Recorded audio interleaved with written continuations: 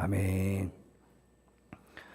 여러분, 우리가 지금 이제 1차, 2차, 3차 전도 여행을 마친 바울 이야기, 예루살렘에 올라와서 체포된 이제 바울의 이야기를 살펴보았는데요.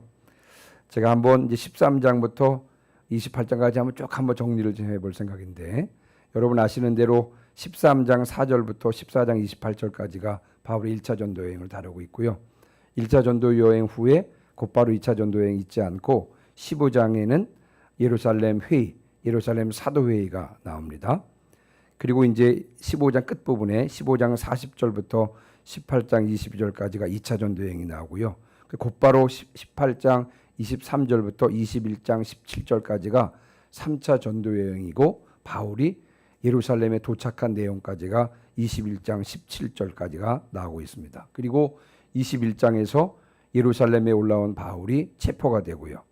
그리고 우리가 이미 살펴보았습니다만 22장에서요, 영내로 들어가기 전에, 안토니오 요새로 들어가기 전에 계단에 서서 백성들 앞에서 증언한 내용이 22장에서 나오고요. 우리가 오늘 읽은 23장에서는요, 이제 공회 앞에서 바울이 증언하고요. 그리고 끝나고 나서 가이사랴로 이동해서 2년 동안 감금돼 있고요. 그리고 24장에는 총독이었던 벨릭스 앞에서 바울이 변명을 하고요. 25장에서는 바뀐 총독이었던 베스도 앞에서 증언을 하고, 그때 가이사에게 상소를 하게 됩니다. 그리고 26장에서는 아그리빠 왕 앞에서 증언을 하고, 27장에는 로마까지 압송이 되고, 28장에서 로마에 도착한 바울이 복음을 전하는 내용이 28장에 나오고 있습니다. 자, 이제 22장, 21장에서 예루살렘에서 체포된 이후에 22장 이후로부터는 계속해서 바울의 증언이 나오고 있는데, 이미 우리가 살펴본 대로 백성들 앞에서 증언한 내용이 끝났고요. 이제 우리가 오늘 본문의 내용은 뭐냐면, 이제 공회 앞에서 바울이 증언하는 내용이 나오고 있고, 이 증언이 끝난 다음에 가이사랴로 이동해서 그곳에서 가이사랴에서 이제 2년 동안 감금되는 내용이 나오고 있습니다. 자, 그러면 이제 우리가 23장 1절 말씀입니다. 자, 23장 1절인데요. 같이 한번 읽겠습니다. 시작. 바울이 공회를 주목하여 이르되, 여러분 형제들아, 오늘까지 나는 범사의 양심을 따라 하나님을 섬겼노라 하거늘. 아멘. 자, 21장에서 예루살렘에서 체포되었던 바울이 22장에서 백성들 앞에서 증언했다라고 말씀을 드렸고요. 자, 22장 30절 보시면요. 22장 30절 바로 위에 있는 소제목 보시면 바울이 공회 앞에서 증언하다 이렇게 기록되어 있고요. 30절 보시면 이튿날 천부장은 유대인들이 무슨 일로 그를 고발하는지 진상을 알고자 하여 그 결박을 풀고 명하여 제사장들과 온 공회를 모으고 바울을 데리고 내려가서 그들 앞에 세우니라. 그 당시 예루살렘의 책임자였던 로마 장교였던 천부장이요, 도대체 유대인들이 무슨 이유로 바울을 저렇게 하고 있는지 그 진상을 알기 위해서 공회를 소집을 하고 결국 공회 앞에 바울을 세웁니다. 그때 이제 바울이 공회 앞에서 증언하는 내용이 나오는데, 자, 그런데 1절 우리가 볼 때 주의해야 할 사항이 뭐냐면요, 바울이 공회를 주목하여 이르되 그랬습니다. 지금 공회원들 70여 명 앞에 선 바울이 지금 그들을 주목하여 보았다 그랬습니다. 바울이 공회를 주목했다는 사실에서 우리는 몇 가지 알 수가 있는데, 먼저는 여러분, 바울이 당당하다는 것을 느낄 수가 있습니다. 공회원들 앞에서 두려움이나 불안함을 갖지 않고 오히려 당당한 태도로 그들 앞에 서 있는 바울을 우리가 오늘 본문을 통해서 볼 수가 있습니다. 비록 바울은 공회 앞에 섰지만 그러나 하나님의 보호하심을 확신하고 있기 때문에 여러분, 공회원들을 주목하여 당당한 자세로, 당당한 태도로 그들 앞에 서 있는 바울을 우리가 볼 수가 있습니다. 뿐만 아니라 본문에는 자세히 나와 있지는 않습니다만, 여러분, 공회원들을 향한 바울의 마음을 우리가 느낄 수가 있습니다. 비록 본인은 신문을 받기 위해서 그들 앞에 섰지만 여러분, 그들은 누굽니까? 그들은 진리를 알지 못하는 무지하고 불쌍한 자들이었던 것입니다. 그래서 바울은 비록 신문 받는 입장이었지만 공회원들을 주목하면서 그들에게 복음을 전할 마음의 준비를 갖추었던 것입니다. 우리도 전적으로 하나님을 신뢰하게 될 때, 그때 어떤 상황 가운데서도 바울과 같은 당당함을 갖게 될 줄 믿습니다. 전적으로 주님을 신뢰하는 저와 여러분 되시기를 주님의 이름으로 축원합니다. 자, 그러면서 이제 여러분 형제들아, 오늘까지 나는 범사의 양심을 따라, 선한 양심을 따라 하나님을 섬겼노라 라고 당당한 태도로 공회원들 앞에서 바울이 증언하고 있습니다. 자, 그랬더니요, 23장 2절입니다. 자, 23장 2절도 한번 같이 읽어볼까요? 시작. 대제사장 아나니아가 바울 곁에 서 있는 사람들에게 그 입을 치라 명하니. 아멘. 2절에 누가 등장하냐면요, 아나니아가 등장합니다. 아나니아. 근데 여러분, 이 아나니아는 사도행전 5장에 나오는 아나니아와 삽비라 있죠? 그 부부의 아나니아가 아닙니다. 이름은 같습니다만 다른 사람입니다. 대제사장 아나니아인데, 여러분, 이 사람은요, 성경에는 기록되지 않았습니다만 역사적으로 이 잔인함과 탐욕으로 유명한 사람입니다. 유대 역사가인 요세푸스에 의하면 이 사람은 이 제사장들의 11조, 제사장들의 11조를 몰수해서 재산을 축적했을 뿐만 아니라 로마 고관들에게 아낌없이 뇌물을 바치기도 했던 사람입니다. 뿐만 아니라 급하고 폭력적이고 잔인한 사람으로 유명한 사람이 누구냐면 이 대제사장 아나니아입니다. 아나니아. 자, 그런데 신문을 받으러 온 바울이 불안해하거나 초조해하거나 떠는 모습이 아니라 오히려 당당한 태도로 죄인이, 신문 받으러 온 죄인이 선한 양심에 따라 하나님을 섬겼다라고 이렇게 고백을 하자, 이 아나니아, 대제사장 아나니아가 즉각적으로 흥분을 했습니다. 그래서 바울 옆에 있는 사람 보고 바울의 입을 치라고 명령했습니다. 여러분, 당시 유대인들에게 상대방의 입을 치거나 뺨을 치는 것은요, 매우 모욕적인 처사였던 것입니다. 자, 그랬더니 여러분, 23장 2절에 그것에 대해서 여러분, 대제사장 아나니아의 인격 모독적인 행위에 대해서 여러분, 바울이 가만히 있지 않고요, 조금도 굴하지 않고 강력하게 맞서는 모습을 우리가 볼 수가 있는데 3절입니다. 3절. 자, 3절 같이 읽습니다. 시작. 바울이 이르되 회칠한다며 하나님이 너를 치시리로다. 내가 나를 율법대로 심판한다고 앉아서 율법을 어기고 나를 치라 하느냐 하니. 아멘. 여러분, 대제사장 아나니아를 향해서 회칠한다며 그랬습니다. 회칠한다며. 여러분, 예수님께서 이 서기관들과 바리새인들에 대해서 회칠한 무덤 같다라고 저주했던 거 여러분 기억하시죠? 여기서 말하는 회칠한 무덤은 무엇입니까? 겉으로는 이 회칠을 해서 정결해 보인다 할지라도 실제적으로 그 내부의 모습은 어떻습니까? 예, 썩어 냄새나는 상태를 가리키는 것이죠. 회칠한 무덤. 그럼 여기서 말하는 회칠한 담은 무엇입니까? 회칠을 해서 겉으로는 튼튼해 보인다 할지라도 실질적으로 속으로는요, 갈라져서 언제 무너질지 모르는 그런 상태라고 하는 것입니다. 이 회칠한 무덤이나 회칠한 담은 동일하게 속과 겉이 다른 위선의 상태를 말하는데, 여러분, 바울은 대제사장 아나니아를 가르쳐서 위선자라고 지금 신랄하게 지금 질책하고 있는 것입니다. 그러면서 위선자라고 질책하는 데서 더 나가서요, 하나님이 너를 치시리로다. 예, 저주를 하고 있는 것입니다. 저주. 여러분, 이 대제사장 아나니아는요, 바울의 저주대로 실질적으로 주후 66년에 살해당하게 됩니다. 자, 그리고 나서 이제 바울이 대제사장 아나니아를 신랄하게 질책하고 저주한 이유를 설명하고 있는데요. 율법대로 심판한다고 앉아서 율법을 어기고 나를 치라 하느냐. 여러분, 바울이 대제사장 아나니아를요, 신랄하게 비판할 뿐만 아니라 저주한 이유가 여기 기록되어 있습니다. 율법을 어기고 나를, 율법대로 심판한다고 앉아서 지금 율법을 어기고 있다는 것입니다. 이게 무슨 말이냐면요, 하나님의 율법대로라면 죄가 확정될 때까지는, 여러분, 비록 재판을 받으러 온 사람이라 할지라도요, 피고인의 권리가 보호될 뿐만 아니라 그리고 죄가 없다는 것을 인정해야만 하는 것입니다. 그런데 여러분, 지금 바울은 아직 심리를 거치지도 않은 상태고요, 그리고 죄가 확정되지도 않은 상태인 것입니다. 아직 죄인입니까? 죄인이 아닙니까?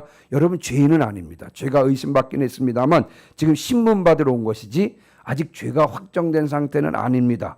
그런데 대제사장 아나니아는 바울의 인격을 모독하는 처벌을 명했습니다. 이불치라고 하는 인격적인 인격을 모독하는 처벌을 명했으니까 엄연히 이는 율법을 어기는 행위였던 것입니다. 그래서 바울은 이것을 지금 신랄하게 비판하고 있는 것입니다.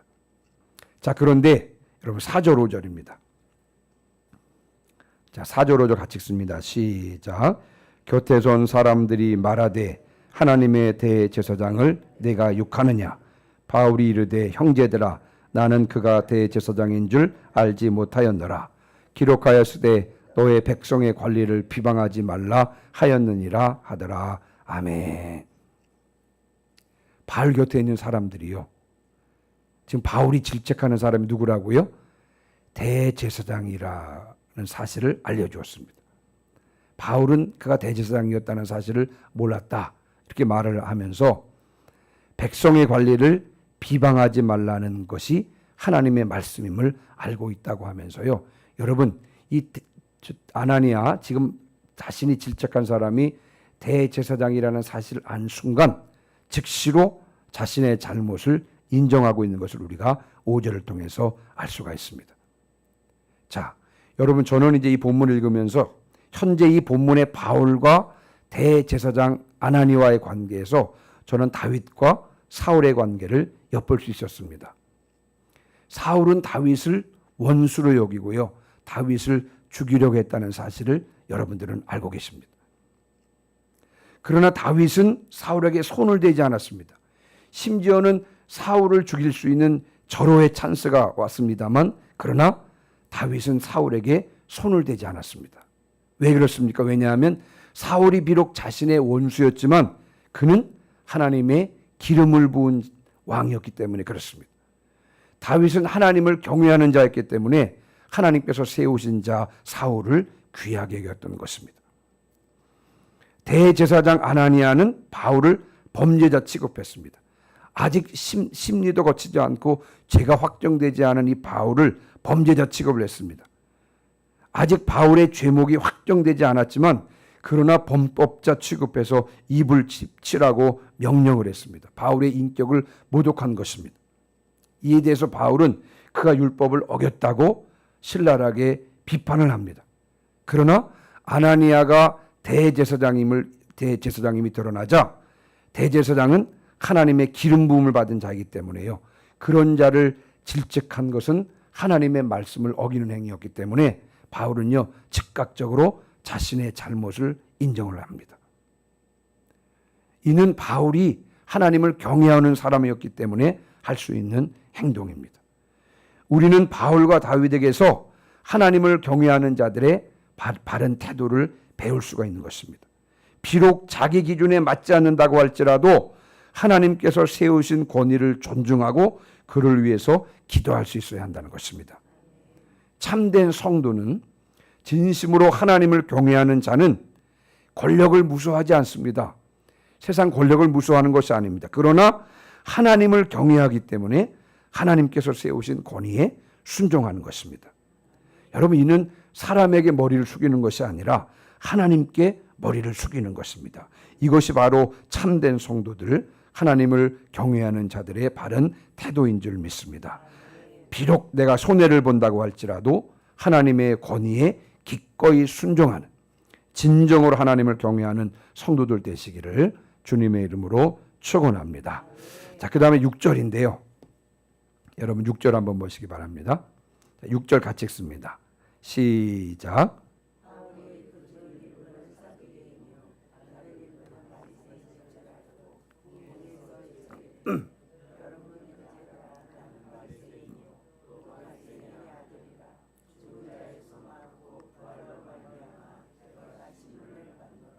아멘. 바울이 알았습니다. 지금 이제 산헤드린 앞에 공회 앞에 섰잖아요. 그런데 이 산헤드린의 주요 구성원이 사두개인과 바리새인이라고 하는 사실을 알고 있었고요. 그리고 이 사두개인과 바리새인 사이에는 좁힐 수 없는 그런 이견, 신학적인 사상이 다르다고 하는 사실을 알고 있었습니다. 여러분 이 사두개인들은 굉장히 합리적인 사람들이고 그리고 현실을 직시하고 현실을 지향하는 사람들이고 부유한 계층의 사람들이었습니다. 이 사두개인이요. 그렇다 보니까 내세에 대한 희망이 없었습니다. 부활도 믿지 않았고요. 천사도 믿지 않았고요. 영에 대한 믿음도 없었습니다. 근데 반대로 바리새인들은요. 부활도 믿었고 천사도 믿었고 영에 대한 믿음도 있었던 것입니다. 그러니까 완전히 이 사두개인과 바리새인들은 극과 극인 것입니다. 다시 한번 말씀을 드리면 이 사두개인들은요. 합리적이고 현세지향적인 사람들이기 때문에 내세에 대한 소망이 아예 없었어요. 부활 없었습니다. 천사들 믿지 않았습니다. 영에 대한 믿음 없었습니다. 근데 반대로 바리새인들은요. 부활도 믿었고요. 천사의 존재도 믿었고 영에 대한 믿음도 있었던 것입니다. 자, 바울이 그것을 알고는 뭐라고 말합니까?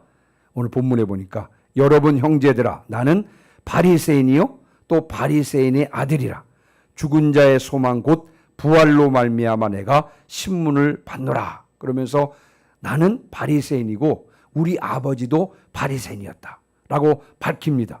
그리고 죽은 자의 소망, 다시 말하면 부활을 증거했기 때문에 이곳에 서 있다라고 지금 그렇게 말하고 있는 것입니다. 여러분 이 바울의 파장이 엄청났는데요. 바울의 이 말에 발언의 파장이 컸는데요. 여러분 7절 한번 보세요.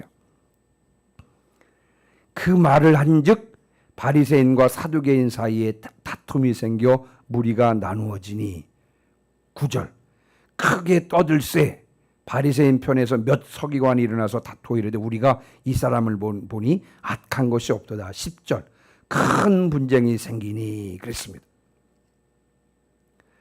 여러분 이 바울이 공회 앞에서 나는 바리새인이고 우리 아버지도 바리새인입니다. 나는 지금 부활을 증거했기 때문에 이곳에 서 있습니다. 라고 했더니요. 부활을 믿는 바리새인들이 바울을 지지하게 되었고 부활을 믿지 않는 사두개인들이 반대편이 된 것입니다. 그래서 지금 이 바리새인과 사두개인 사이가 폭발할 이와 같은 위험에 처하게 됐던 것입니다. 그래서 결국 10절에 보면 천부장은 바울의 위험을 직감하고 바울을 빼내어 영내로 들어가라고 명령을 했습니다. 여러분 저는 이 본문을 읽고 묵상할 때마다 불편한 점이 있습니다. 어떤 점이냐?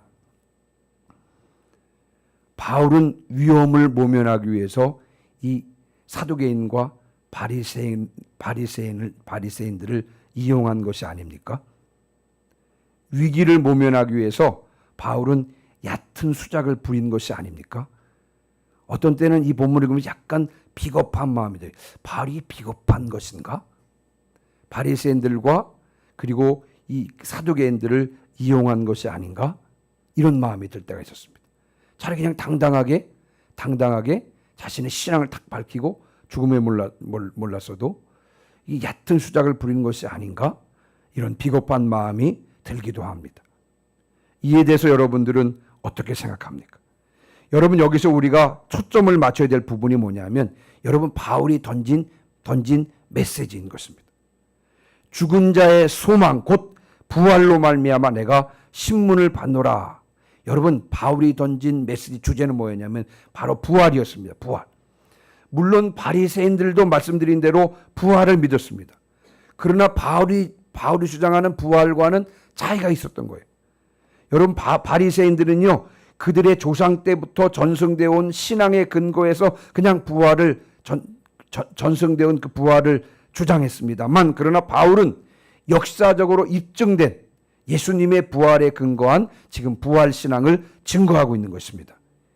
이 예수님의 부활은 처음 초대교회부터 사도들이 그 메시지의 중심에 두었던 주제가 바로 예수님의 부활이었습니다. 현재 바울도 모든 믿는 자들의 부활의 예표가 되신 예수님의 부활을 증거하고 있는 것입니다. 바울은 이 복음의 핵심인 예수님의 부활을 지금 공회원들 앞에서 증거하고 있었던 것입니다. 복음의 핵심을 공회원들 앞에서 지금 당당하게 밝히고 있는 것입니다. 이 본질적인 복음을 붙잡고 나갈 때 복음의 핵심인 예수님의 십자가 부활하심과 예수님의 십자가 죽으심과 부활을 붙잡고 나갈 때 주님께서는 우리를 모든 위험으로부터 지켜주시고 구원해 주신다는 사실을 우리는 바울의 경우를 들어서 알 수 있는 것입니다. 늘 본질을 붙잡으시기를 주님의 이름으로 축원합니다. 늘 복음을 붙잡으시기를 주님의 이름으로 축원합니다. 늘 복음의 본질인 예수 그리스도의 십자가 죽으심과 부활을 붙잡으시기를 주님의 이름으로 축원합니다. 우리가 본질과 복음, 그리고 복음의 핵심인 십자가 죽으심과 부활을 붙잡고 나갈 때 어떤 상황 가운데서도 어떤 위험 가운데서도 주님께서 우리를 지켜주시고 우리를 구원해 주실 줄 믿습니다. 늘 본질과 복음을 붙잡고 나가시는 저와 여러분 되시기를 주님의 이름으로 축원합니다. 아멘. 우리 시간 160장